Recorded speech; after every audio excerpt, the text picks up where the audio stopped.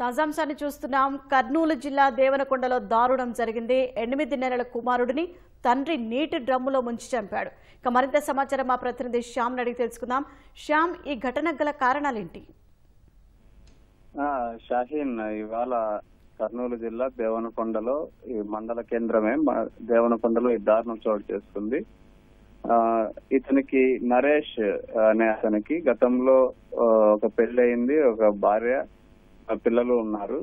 అయితే భార్య మీద అనుమానంతో 2 ఏళ్ల క్రితం భార్యను అత్యంత దారుణంగా హత్య చేశారు. ఈ హత్య కేసులో అప్పట్లోనే ఇతని మీద మర్డర్ కేసు నమోదైంది, జైలుకు కూడా వెళ్ళొచ్చారు. ఆ తర్వాత జైలు నుంచి వచ్చిన తర్వాత మళ్ళీ ఇంకో పెళ్లి చేశారు. ఇప్పటికైనా బుద్ధిగా ఉంటాడని చెప్పి అందరూ అనుకున్నారు. అయితే పెళ్లి దాదాపు సంవత్సరం అయింది. 8 నెలల బాబు ఉన్నాడు. ఈమె మీద కూడా అనుమానం పెంచుకున్నాడు. అనుమానంతో ఇవాళ అత్యంత కిరాతకంగా 8 నెలల బాబుని కిరాతకంగా కొట్టి నీటి డ్రమ్ములో ముంచి హత్య చేశారు. అడ్డుకోబోయిన భార్యను అప్పటికే భార్య మీద కూడా దాడి చేశారు. దాడి చేసి తల మీద బలంగా కొట్టాడు. రక్తం మడుగుల్లో పడి ఉన్న శ్రావణిని స్థానికులు గుర్తించారు. వెంటనే ప్రభుత్వ ఆసుపత్రికి తరలించారు.